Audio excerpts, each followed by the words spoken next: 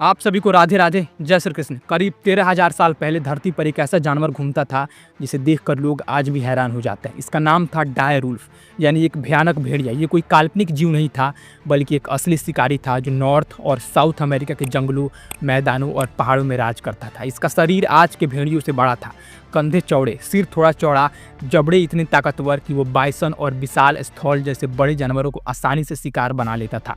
इसकी फर मोटी और लंबी थी और कुछ डायर वुल्फ की फर सफ़ेद होती थी जो उन्हें बर्फीले इलाकों में और भी खतरनाक बनाती थी। लेकिन फिर करीब 12.5 से 13,000 साल पहले ये शक्तिशाली जानवर धरती से गायब हो गया। साइंटिस्ट का मानना है कि उस समय क्लाइमेट में चेंजेस और इनके शिकार के जानवरों का कम होना इसकी वजह थी। डायर वुल्फ की कहानी खत्म हो गई और ये सिर्फ फॉसिल्स और हमारी इमेजिनेशन में रह गया। लेकिन अब 2025 में एक ऐसी खबर आई है जिसने पूरी दुनिया को चौंका दिया है। डायर वुल्फ वापस आ गया है, लेकिन कैसे? आइए इस कहानी को समझते हैं आज के इस वीडियो में। We turn now to that remarkable scientific breakthrough. 13,000 years after the last dire wolf walked the earth, scientists say they've now brought them back. Here's our chief national correspondent back up and with the video tonight. Tonight, a howl 13,000 years in the making. In a first for science, biotech company Colossal Biosciences says it brought the extinct dire wolf back to life. Dallas Texas में company है जिसका नाम है colossal biosciences. ये company कोई साधारण नहीं है। इसके साइंटिस्ट उन जानवरों को वापस लाने की कोशिश कर रहे हैं जो हजारों साल पहले विलुप्त हो चुके हैं। डायर वुल्फ इनका पहला बड़ा प्रयोग है, लेकिन इसके साथ ये लोग उली मैमथ, डोडो बर्ड्स और तस्मानियन टाइगर जैसे जानवरों को भी वापस लाने का प्लान बना रहे हैं। कोलोसल के सीईओ बैन लेम कहते हैं कि उनकी कंपनी का एम है कि विलुप्तीकरण को अतीत की बात बना दिया जाए, यानी कि वो चाहते हैं कि साइंस की हेल्प से हम उन जानवरों को भी फिर से जीवित कर सके जो हजारों साल पहले खो चुके थे। लेकिन डायर वुल्फ को वापस लाना इतना आसान नहीं था। इसके लिए सभी साइंटिस्ट को समय की गहराइयों में जाना पड़ा, उन फॉसिल्स तक जो हजारों साल पुराने थे। सबसे पहले साइंटिस्ट को डायर वुल्फ का डीएनए चाहिए था। डीएनए वो जादुई कोड है जो हर जीव की पहचान बताता है, लेकिन 13,000 साल पुराने फॉसिल से डीएनए निकालना कोई बच्चों का खेल नहीं है। डीएनए समय के साथ खराब हो जाते हैं और ज्यादातर फॉसिल्स में ये इतना टूट जाता है कि उसे पढ़ पाना मुश्किल होता है। लेकिन कोलोसल के साइंटिस्ट ने 2 स्पेशल फॉसिल्स चुने। एक था 13,000 साल पुराना दांत जो ओहायो के सोरेडन पीट में मिला था, और दूसरा था 72,000 साल पुराना कान का हिस्सा जो इडाहो के अमेरिकन फॉल्स में मिला। इन दोनों फॉसिल से साइंटिस्ट ने डीएनए निकाला और उसे पढ़ने की कोशिश की। ये काम इतना मुश्किल था कि पहले की तुलना में 500 गुना ज्यादा डीएनए डेटा इकट्ठा करना पड़ा। लेकिन वैज्ञानिकों ने हार नहीं मानी। उन्होंने इस डीएनए को आज के भेड़ियों, लोमड़ियों और जैकाल जैसे जानवरों के डीएनए से कंपेयर किया। इससे उन्हें पता चला कि डायर वुल्फ और आज का ग्रे वुल्फ जेनेटिक रूप से 99.5% एक जैसे हैं, यानी दोनों के डीएनए में बहुत कम अंतर है। लेकिन यही छोटा सा अंतर डायर वुल्फ को इतना खास बनाता था। अब सवाल था कि इस डीएनए का इस्तेमाल कैसे किया जाए, तो इसको लेकर कोलोसल के वैज्ञानिकों ने एक ऐसी टेक्निक का इस्तेमाल किया जिसे CRISPR कहते हैं। ये टेक्निक डीएनए को काटने और जोड़ने का काम करती है, जैसे कोई जादुई कैंची। वैज्ञानिकों ने ग्रे वुल्फ के डीएनए को लिया और उसमें डायर वुल्फ के स्पेशल क्वालिटीज को डालने की कोशिश की। उन्होंने 14 जीनों में 20 जगहों पर बदलाव किए। ये बदलाव छोटे छोटे थे, लेकिन इन्हीं से डायर वुल्फ का बड़ा शरीर, चौड़ा सिर, मोटी फर और ताकतवर जबड़े बनते थे। लेकिन सिर्फ डीएनए बदलना काफी नहीं था, अब इस डीएनए को किसी जीवित जानवर में डालना था। इसके लिए वैज्ञानिकों ने एक और कमाल की टेक्निक का इस्तेमाल किया जिसे सोमैटिक सेल न्यूक्लियर ट्रांसफर कहते हैं। आसान भाषा में कहूँ तो उन्होंने ग्रे वुल्फ की सेल से डीएनए निकाला, उसमें डायर वुल्फ के क्वालिटी डाले और फिर इस सेल को एक खाली अंडे में डाला। इस अंडे को फिर से एक घरेलू कुत्ती के कोख में डाला गया जो सरोगेट माँ बनी, जिसके कारण इस प्रोसेस से 3 डायर वुल्फ के पपीज पैदा हुए। 2 मेल जिनका नाम रेमुलस और रेमुस रखा गया और एक फीमेल जिसका नाम खालेसी रखा गया। ये नाम सुनकर शायद आपको हंसी आ सकती है, क्योंकि ये नाम गेम ऑफ थ्रोन्स सीरीज से इंस्पायर्ड है जिसमें डायर वुल्फ की काल्पनिक छवि दिखाई गई थी। रेमुलस और रेमुस अक्टूबर 2024 में पैदा हुए और खालेसी जनवरी 2025 में। इन तीनों पपीज को नॉर्थ अमेरिका में एक गुप्त 2000 एकड़ के नेचुरल कंजर्वेशन एरिया में रखा गया है, जहां 10 फुट ऊंची बाढ़, ड्रोन और एक वेटनरी हॉस्पिटल इनकी सुरक्षा करता है। ये पपीज दिखने में बिल्कुल डायर वुल्फ जैसी है। इनकी फर सफेद और मोटी है, शरीर बड़ा और मांसपेशियों से भरा हुआ है, और इनकी आवाज, खासकर उनका भौंकना, वैसा है जो 10,000 साल पहले सुना गया होगा। कोलोसल के वैज्ञानिक बेथ सापिरो कहती है कि ये पपीज डायर वुल्फ की तरह दिखते हैं, उनकी तरह बिहेव करते हैं और उनका रोल भी वही होगा। Looks like a dire wolf, it will behave like a dire wolf, and it is a dire wolf. Now, लेकिन क्या ये सचमुच डायर वुल्फ है? यहीं से कहानी में एक ट्विस्ट आता है, क्योंकि कुछ वैज्ञानिकों का कहना है कि ये पपीज असली डायर वुल्फ नहीं है। उनका तर्क है कि डायर वुल्फ और ग्रे वुल्फ लाखों साल पहले अलग हो गए थे और सिर्फ 20 जीन बदलने से आप पूरी तरह डायर वुल्फ नहीं बना सकते। जैकलीन गिल, जो एक पेलियो इकोलॉजिस्ट है, वो कहती है कि ये पपीज ग्रे वुल्फ है जिनमें कुछ डायर वुल्फ जैसे क्वालिटीज डाले गए हैं। वो इसे डिजाइनर डॉग कहती है, यानी एक ऐसा जानवर जो इंसानों ने बनाया है। निक रोलेस, जो न्यूजीलैंड की यूनिवर्सिटी ऑफ ओटागो में प्रोफेसर है, वो कहते हैं कि असली डी एक्सटेंशन तब होता जब आप डायर वुल्फ का पूरा डीएनए क्लोन करते, लेकिन पुराने फोसिल का डीएनए इतना खराब होता है कि ये मुमकिन नहीं है। लेकिन फिर भी क्लूसल के वैज्ञानिकों का कहना है कि उनका एम 100% एक जैसा डीएनए बनाना नहीं था। वो चाहते थे कि एक ऐसा जानवर बने जो डायर वुल्फ की तरह दिखे, बिहेव करे और उसका रोल प्ले करे। ये खबर दुनिया भर में फैल गई। सोशल मीडिया पर लोग रोमुलस और रेमुस और खालेसी की तस्वीरें देखकर एक्साइटेड हो रहे हैं। कुछ लोग इसे साइंस की जीत बता रहे हैं, तो कुछ इसे जुरासिक पार्क जैसा खतरनाक एक्सपेरिमेंट कह रहे हैं। लेकिन क्लूसल का कहना है कि ये सिर्फ डायर वुल्फ की कहानी नहीं है, बल्कि उनकी टेक्निक से उन जानवरों को भी बचाया जा सकता है जो आज विलुप्त होने की कगार पर है। एग्जाम्पल के तौर पर उन्होंने रेड वुल्फ, जो एक गंभीर रूप से एंडेंजर्ड स्पीसीज है, उसके 4 क्लोन बनाए।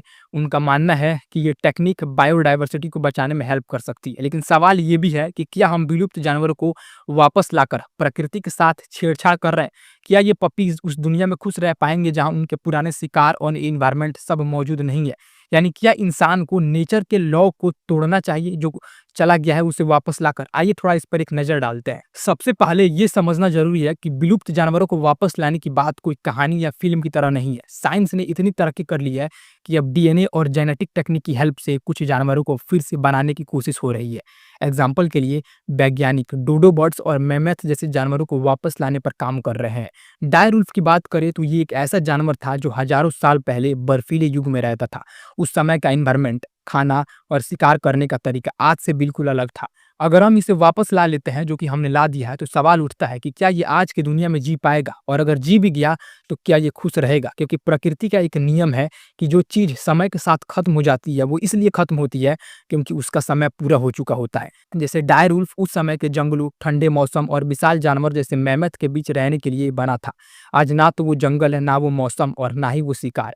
तो अगर हम डायर वुल्फ को वापस लाते हैं तो हमें उसे चिड़ियाघर में रखना होगा या किसी खास जगह पर जो उसके लिए बनावटी होगा। ये वैसा ही है जैसे किसी इंसान को उसकी पुरानी दुनिया से उठाकर एकदम नई दुनिया में डाल देना, जहाँ ना तो उसका घर है, ना दोस्त और ना ही वो चीजें जो उसे खुशी देती थी। क्या ऐसा जानवर सचमुच खुश रहेगा? शायद नहीं। वो अपने पुराने इन्वायरमेंट को ढूंढेगा जो अब है ही नहीं। अब दूसरा पहलू देखें तो मान लीजिए हम डायर वुल्फ को वापस ला देते हैं और उसे किसी खास जगह पर रखते हैं, जैसे किसी बड़े जंगल या रिजर्व में। लेकिन आज के जंगल में पहले से ही भेड़िए, शेर और दूसरे जानवर रहते हैं।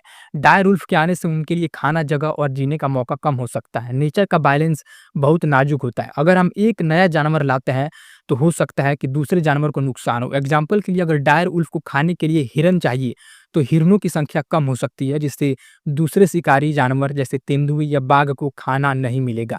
इससे पूरी फूड चेन पर असर पड़ सकता है, क्योंकि नेचर में हर चीज एक दूसरे से जुड़ी है और एक छोटा सा बदलाव भी बड़ा असर डाल सकता है। अब मोरालिटी की बात करें तो क्या इंसान को यह हक है कि वो नेचर के उस नियम को तोड़े जो कहता है कि जो चला गया है उसे जाने दो? कुछ लोग कहते हैं कि इंसान ने ही बहुत सारे जानवरों को विलुप्त किया है, जैसे शिकार करके, जंगलों को काटकर या इन्वायरमेंट को नुकसान पहुंचाकर, जो बिल्कुल सही है। तो अगर हमारी गलती की वजह से डोडो या कोई और जानवर खत्म हुआ तो क्या हमारी जिम्मेदारी नहीं है कि हम उसे वापस लाए?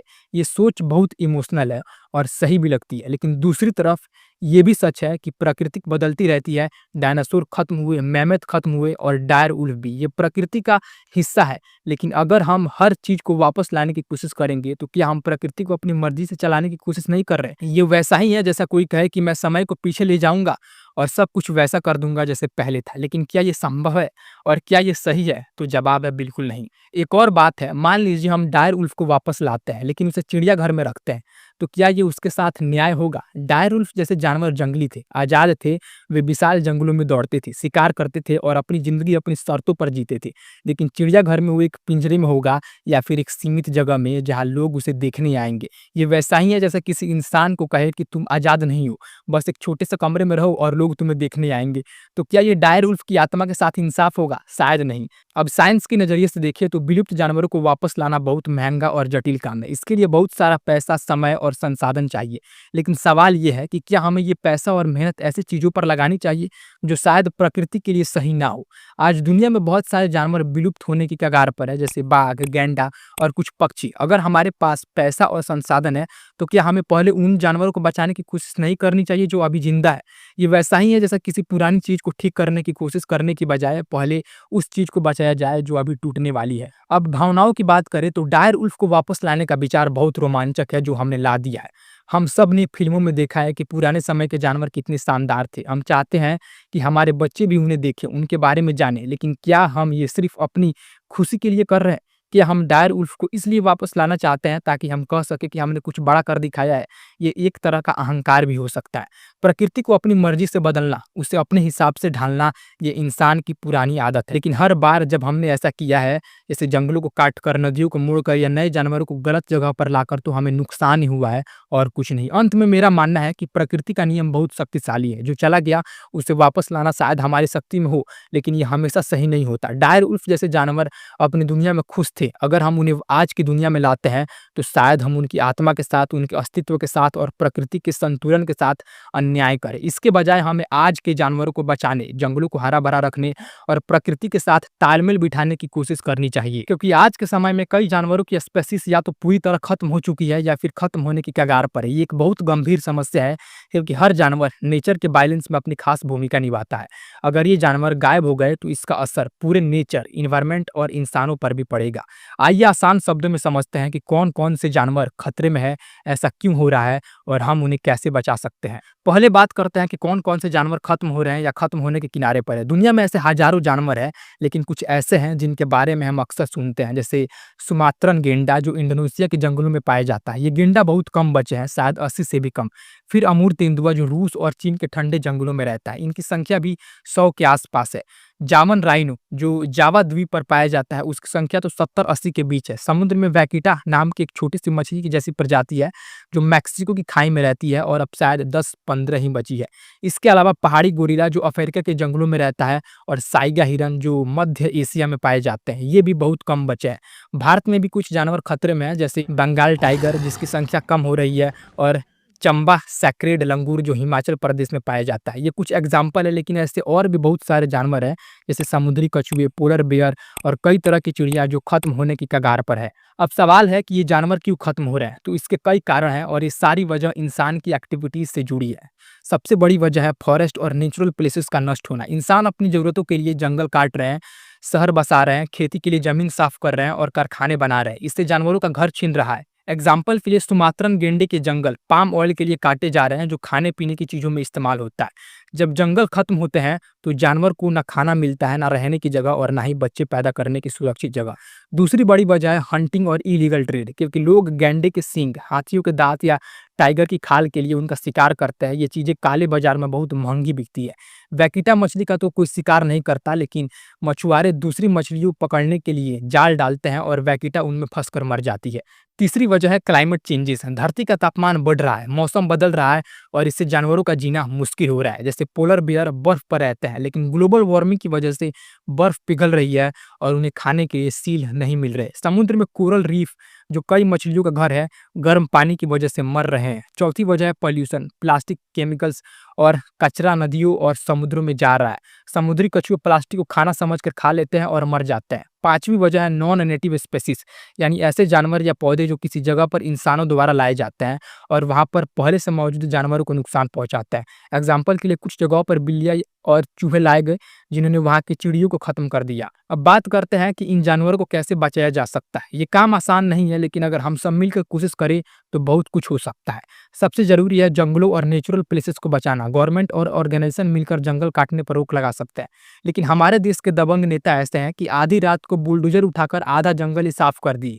सही सुन रहे हैं आप, ये बात है तेलंगाना की, जहां आधी रात को जब सब सो रहे थे तो वहां के कुछ दबंग नेताओं द्वारा 400 एकड़ की जंगल काटने की कोशिश की जाने लगी और आधा साफ भी कर दिया गया। वो तो शुक्र सुप्रीम कोर्ट का कि उसने ऑर्डर दे दिया कि जंगल काटना बंद करो रे, नहीं तो ये दबंग नेता 400 एकड़ का पूरा जंगल ही निपटार देते, जहाँ कई जानवर और उनकी स्पीसीज रहते हैं। खैर, टॉपिक पर आते हैं।